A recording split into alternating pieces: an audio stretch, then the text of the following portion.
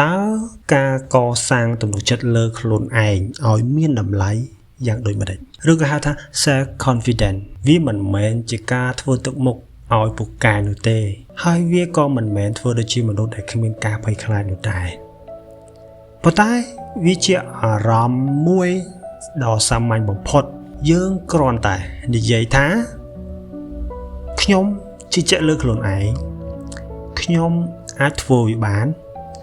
ខ្ញុំគ្រប់គ្រាន់ហើយពេលយើងមានទំនុកចិត្តលើខ្លួនឯងជីវិតគ្មានអារម្មណ៍ថាដើរយឺតទៀតនោះទេ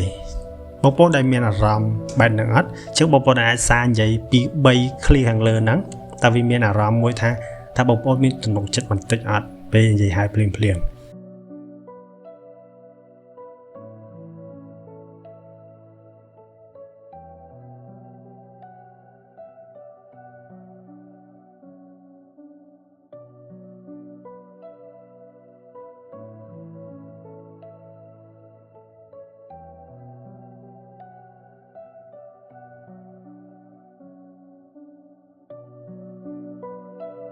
នៅពេលដែលយើងដើរទៅមុខឆ្លាតជាងមុនសម្រាប់ការងារបាន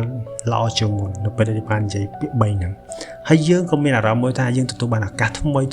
ល្អជាងមុនដែរបងប្អូនគ្រាន់តែមានការជឿជាក់លើខ្លួនឯងជាមុនសិនទើបអាចទទួលបានការងារឬក៏ឱកាសថ្មីបានល្អវាជាការកសាងទំនុកចិត្តគឺជាថាមពលដែលយើងអាចទៅដល់បានគ្រប់ទីកន្លែងគ្រប់ពេលវេលាសំណួរសួរថាតើហេតុអ្វីយើងបាត់បង់ការជឿជាក់លើខ្លួនឯងមនុស្សយើងកើតមកគ្មាននរណាម្នាក់អត់ទុកចិត្តលើខ្លួនឯងនោះទេចុះហេតុអ្វីបានជាយើងបាត់បង់ការជឿជាក់លើខ្លួនឯងនោះដោយសារតែបរិយាបន្នក្នុងសង្គមរបស់យើងមនុស្សជុំវិញខ្លួនរបស់យើងដែលធ្វើឲ្យយើងបាត់បង់ការជឿជាក់លើខ្លួនឯងនឹងបន្តិចម្ដងទើបធ្វើឲ្យ confidence យើងកាន់តែធ្លាក់ចុះនេះគឺជាហេតុផលធំ4យ៉ាងដែលខ្ញុំលើកមកនិយាយនេះធ្វើឲ្យយើងនឹងបាត់បង់ការជឿជាក់លើខ្លួនឯងបន្តិចម្ដងទី1ការប្រៀបធៀបក្នុងបណ្ដាញសង្គមក៏អាចបំបែកចិត្តយើងបានដែរខ្ញុំលើកឧទាហរណ៍ជាទូទៅបងប្អូននឹងឃើញនៅក្នុងបណ្ដាញសង្គមគេមានលុយគេផុសតែរឿងល្អគេគ្រួសារអ្នកមានគេផុសតែរឿងសប្បាយយើងក៏ចាប់ផ្ដើមមើលខ្លួនឯងយើងក៏មើលទៅឃើញថាធម្មតាហេតុអ្វីយើងវាមិនដូចគេមើលទៅដែលគេនិយាយហ្នឹងអាយុក៏ស្មើយើងដែរគេសល់លុយគេសល់ឡានជាដើមខ្ញុំចង់ឲ្យបងប្អូនសួរខ្លួនឯងថាវាជារបស់យើងឬក៏ជារបស់គេបងប្អូននឹងខ្លួនឯងហើយទាំងអស់ហ្នឹងមានលុយមានឡានវាគឺជារបស់គេវាគឺជារបស់គេចុះបងប្អូនហេតុអ្វីបានទៅប្រៀបធៀបយើងទៅនឹងគេទៅអីវាជាហេតុដែលធ្វើឲ្យយើងបាត់បង់ឱកាសសរសើរខ្លួនឯងបងប្អូនត្រូវរៀនអរគុណខ្លួនឯងយើងកើតមកកូនអ្នកក្រយើងអរគុណខ្លួនឯងទៅដែលបានខំប្រឹងប្រែងរៀនសូត្រនិងមានឱកាសល្អមានការងារធ្វើមកដល់ម៉ោងនេះអរគុណចូលអរគុណខ្លួនឯងដែលបានប្រឹងប្រែងមកដល់ម៉ោងនេះអរគុណរឿងទី2អតីតកាលពិសាចំអកការបដិសេធការផ្ចាញ់ជាដើមរឿងតូចដែលនៅក្មេងដែលធ្វើឲ្យយើងនឹង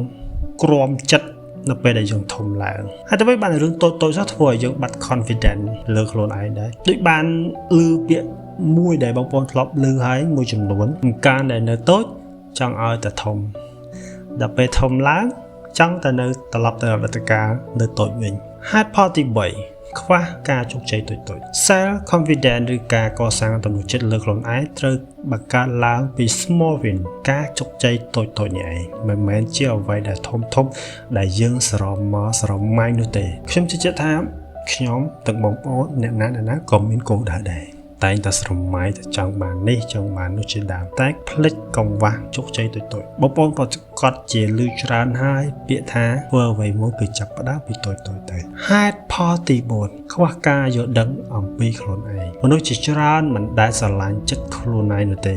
មិនដែលស្រឡាញ់គូក្បាលខ្លួនឯងនោះទេមិនទាន់មានពេលបំលែងខ្លួនឯងហ្នឹងទៅជាអ្នកដែលមានតម្លៃសម្រាប់ខ្លួនឯងនោះទេតែងតែចង់ធ្វើឲ្យខ្លួនឯងហ្នឹងឲ្យមានតម្លៃសម្រាប់អ្នកដទៃចាប់ផ្ដើមបំលែងខ្លួនឯងឲ្យមានតម្លៃសម្រាប់ខ្លួនឯងខ្ញុំនិយាយប្រាប់បងប្អូននេះវាជាការក្រែងរំលឹកខ្លួនខ្ញុំផងដែរមិនតែបងប្អូនទេគឺខ្ញុំផងដែរខាងលើហ្នឹងខ្ញុំនិយាយហេតុផល4ដែលធ្វើឲ្យយើងនឹងបាត់បង់ការសរសាងទំនុកចិត្តលើខ្លួនឯងឬ self confidence ខ្ញុំប្រាប់ពី5វិធីកសាងទំនុកចិត្តលើខ្លួនឯងវិធីទី1ឈប់ប្រៀបធៀបខ្លួនឯងទៅនឹងអ្នកដទៃកុំប្រៀបធៀបជីវិតអ្នកជាមួយនឹងអ្នកដទៃអីបងប្អូនអាចសាកសម័យមើលជាមួយនឹងរូបភាពមួយhigh showរបស់គេដែលគេបានបង្ហាញយើងក្នុងបណ្ដាញសង្គមនោះបងប្អូនឃើញច្រើនមែនទែនបងប្អូនត្រូវចាំថាយើងឃើញអ្វីដែលគេចង់ឲ្យយើងឃើញតែប៉ុណ្ណោះអញ្ចឹងខ្ញុំមានវិធីសាស្ត្រ3ដើម្បីឲ្យបងប្អូនកសាងទំនុកចិត្តលើខ្លួនឯងទី1កំណត់ការលេង social media ឬក៏ scroll ហើយផ្សេងៗហ្នឹងខ្ញុំឲ្យត្រឹមតែ30នាទីទៅ1ម៉ោងបានហើយក្នុងមួយថ្ងៃរឿងទី2សរសេរអំណរអគុណខ្លួនឯង3ចំណុចជារៀងរាល់ថ្ងៃទី3សរសេរ small achievement រាល់សប្តាហ៍ការដែលកសាងទំនុកចិត្តលើខ្លួនឯង self confidence ចាប់ផ្ដើមពីការឲ្យតម្លៃលើខ្លួនឯងវិធីទី2បង្កើត small win ជារៀងរាល់ថ្ងៃឬក៏ហៅថាជោគជ័យតូចៗជោគជ័យតូចៗអាចកើននៃតម្លៃខ្លួនឯងជារៀងរាល់ថ្ងៃឧទាហរណ៍ការធ្វើ push up អំវង់ចំនួន5ឬក៏10សូត្រអត្ថបទថ្មីមួយរយៈពេល5នាទីស្ដាប់វីដេអូចែករំលែកដូចដែលខ្ញុំបាននិយាយនេះ15នាទីកាត់បន្ថយពេលដែលយើងខូចពេលវេលា scroll 10នាទីនេះមិនមែនគុណភាពជោគជ័យធំទេប៉ុន្តែវាជាគុណភាពជោគជ័យតូចដែលធ្វើឲ្យយើងខ្លាំងឡើងបានហើយវាក៏ជាប្រវត្តិសាស្ត្រខ្នាតតូចមួយដែលយើងបានកសាងវាឡើងដែរដែលធ្វើឲ្យយើងនឹងប្រមូលបានការជោគជ័យតូចជារៀងរាល់ថ្ងៃដើម្បីទៅរកការកសាងទំនុកចិត្តលើខ្លួនឯងឬក៏ការជឿជាក់លើខ្លួនឯងវិធីទី3បំបត្តិចោលសម្លេងអវិជ្ជមាននៅក្នុងខួរក្បាលរបស់យើងសម្លេងក្នុងខួរក្បាលដែលនិយាយថាខ្ញុំមិនគ្រប់គ្រាន់ទេគេពូកែជាងខ្ញុំធ្វើមិនបានទេនេះគឺជាបន្ទុកមួយដែលខ្ញុំមិនចង់បាននោះទេទាំងអស់ហ្នឹងគ្រាន់តែជាសម្លេងពីអតីតកាលវាតាមលងបំលាតយើងនោះទេបងប្អូនកុំឲ្យអតីតកាលរបស់យើងលងបំលាតកុំឲ្យពាក្យទាំងអស់ហ្នឹងមកលងបំលាតយើងនៅក្នុងខួរក្បាលរបស់យើងខ្ញុំឲ្យ example 3ពេលដែលបងប្អូនចង់និយាយថាខ្ញុំធ្វើមិនបានទេខ្ញុំមិនគ្រប់គ្រាន់ទេនៅពេលដែលវាលេចឡើងមកក្នុងខួរក្បាលរបស់បងប្អូនអាចសាកល្បងសួរនៅ3សំណួរនេះទី1តើមានផុសតាំងអ្វីបញ្ជាក់ទេតើខ្ញុំធ្លាប់ឆ្លងកាត់ឬពិបាកជាងនេះទេតើពាក្យនេះជារឿងពិត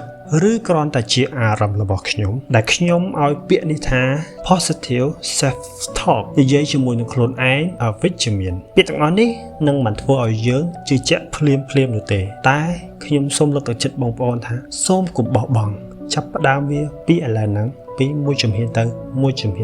វិធីទី4ធ្វើអ្វីមួយដែលអ្នកខ្លាចបំផុតខ្ញុំបានធ្លាប់ចូលសិក្ខាសាលាមួយដែលហៅថា Warrior ក្នុងសិក្ខាសាលា Warrior នេះគេនឹងឲ្យយើងធ្វើអ្វីដែលយើងខ្លាចបំផុតដែលយើងមិនដែលធ្វើគេនឹងបង្ខំឲ្យយើងធ្វើរហូតដល់យើងឃើញរបស់ដែលយើងខ្លាចហ្នឹងគឺជារបស់ដែលយើងចូលចិត្តលេងទៅវិញមនុស្សមាន self confidence ខ្លាំងមិនមែនចេះគ្រប់យ៉ាងនោះទេមិនមែនពួកគេពូកែគ្រប់យ៉ាងនោះទេគ្រាន់តែពួកគេ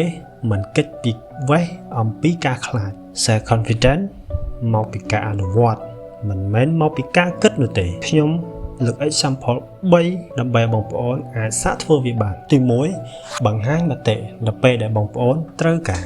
ឬក៏ចង់បញ្ចេញទៅខាងក្រៅទី2សាកបច្ចេកថ្មីមួយ3ចាប់ផ្ដើមអ្វីដែលទាំងអស់ដែលបងប្អូនគិតថាពិបាកជាងគេចូលចាំថារាល់លទ្ធផលតូចនឹងបង្ហាញឲ្យចិត្តរបស់យើងដឹងថាខ្ញុំអាចធ្វើបានវិធីទី5កសាងអត្តសញ្ញាណថ្មី self confidence ដែលមិនងាយរលំចាប់ផ្ដើមពី identity ឬអត្តសញ្ញាណថ្មីខ្ញុំលើកឧទាហរណ៍សាមញ្ញមួយនៅខាងក្រោមបងប្អូនអាចសរសេរតាមខ្ញុំបានទី1ខ្ញុំជាមនុស្សដែរ2ខ្ញុំជាមនុស្សដែលធ្វើ3ខ្ញុំជាមនុស្សដែលអាចខ្ញុំឧទាហរណ៍ជាក់ស្ដែងខ្ញុំជាមនុស្សដែលគោរពខ្លួនឯងខ្ញុំជាមនុស្សដែលអនុវត្តរាល់ថ្ងៃ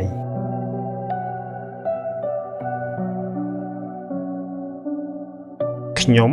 ជាមនុស្សដែលមិនធ្វើឲ្យខ្លួនឯងខកចិត្តទៀតឡើយសរសេររួចហើយខ្ញុំលើកទឹកចិត្តឲ្យបងប្អូនអានវារៀងរាល់ព្រឹករយៈពេលតែ1នាទីតែប៉ុណ្ណោះគឺជាអាថ៌កំបាំងដ៏សំខាន់បំផុតនៃការសង់ version ថ្មីរបស់យើងខ្លួនឯង Self confidence មិនមែនបង្កើតក្នុងមួយយប់ដែលបងប្អូនបានស្ដាប់នេះហើយវាទទួលបានការកសាងខ្លួនឯងឲ្យជឿជាក់លើខ្លួនឯងនោះទេប៉ុន្តែ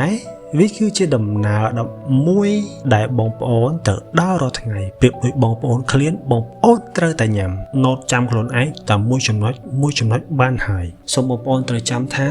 យើងមិនត្រូវព្យាយាមក្លាយជាមនុស្សល្អសម្រាប់អ្នកណាឡើយប៉ុន្តែយើងត្រូវក្លាយជាមនុស្សល្អសម្រាប់ខ្លួនឯងជាមុនសិនសូមចាប់ផ្ដើមជាមួយនឹងការអនុវត្តបងប្អូនរាល់ថ្ងៃ 1% បងប្អូននឹងឃើញជីវិតរបស់បងប្អូននឹងផ្លាស់ប្ដូរដោយស្វ័យប្រវត្តិបើចាក់បងប្អូនចាប់ផ្ដើម 1% ជារៀងរាល់ថ្ងៃបងប្អូននឹងផ្លាស់ប្ដូរដោយស្វ័យប្រវត្តិអរគុណសម្រាប់ការស្ដាប់សារមួយនេះសូមឲ្យថ្ងៃរបស់បងប្អូនពោរពេញទៅដោយភាពជឿជាក់និងសន្តិភាពផ្លូវចិត្តអរគុណជួបខ្ញុំនៅប្រធានបទថ្មីបើសិនជាបងប្អូនចង់ឲ្យខ្ញុំចែករំលែករឿងអ្វីអាចសរសេរឬក៏ឆាតមកខ្ញុំផ្ទាល់ខ្ញុំនឹងខំស្រាវជ្រាវដើម្បីចែករំលែកទៅបងប្អូន